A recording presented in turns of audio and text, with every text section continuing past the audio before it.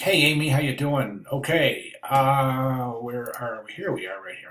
Outstanding, outstanding changes. Just a couple of other things I'm going to recommend, and I think this is going to be a gorgeous ad. Page Mechanics is very, very strong.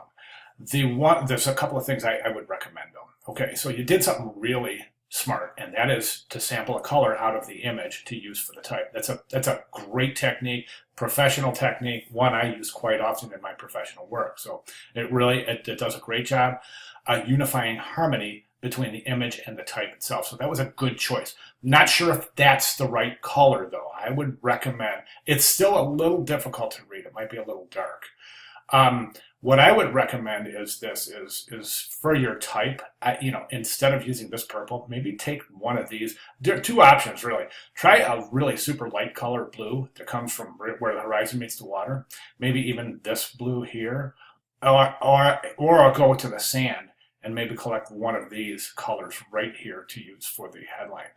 You can use it for the subhead as well too. All right, so the other thing is that I think the headline resides a little bit too low in the composition. Watch my cursor. And also it's just a point or two too small. And when I say, I just maybe try to place it right about there, just a little bit higher in the composition. Not much, just a little bit higher.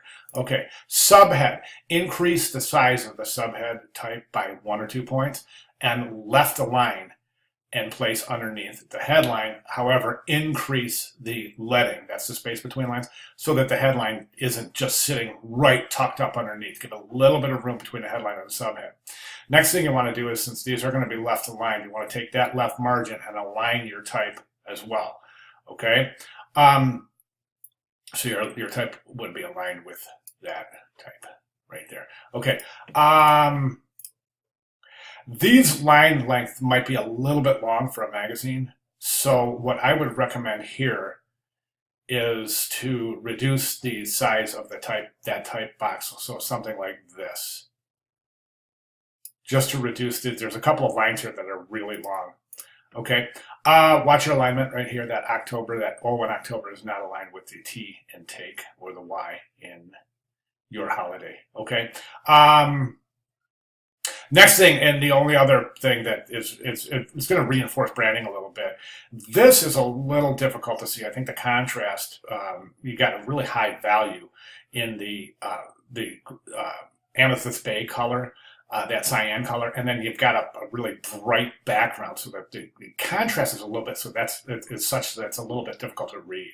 Plus, I think it's going to be better to place the logo in the lower right-hand corner. That's going to reinforce branding, because that's typically where we exit a page. But I always recommend that as being a fantastic place for a logo placement, since the viewer is exiting the composition at this point anyway, might as well use it to reinforce branding, right? So then we take the logo, put it over here. Also, I would consider, this, it seems like the key value at this side of the composition is lower or less than this side. So I think this logo is going to be more visible over here too. At that point, take this type and place it on this side of the composition. And that's where you can try to find a color. Now you can also try to find a color out of the image, or just go a darker color with that. So that's going to be visible. Now these boxes you have behind your text, I wouldn't recommend it. That there's a screened out box behind that text, and also this one right here. Don't need them. I don't think that they're necessary, and I don't think they're indicative of professional workflow. So we typically do not see in professional design things being placed in boxes. So it makes a separation instead of a cohesive symbiotic relationship between the type and the image. So I recommend that. All right, fantastic work. If you have any questions at all, please let me know. Thank you.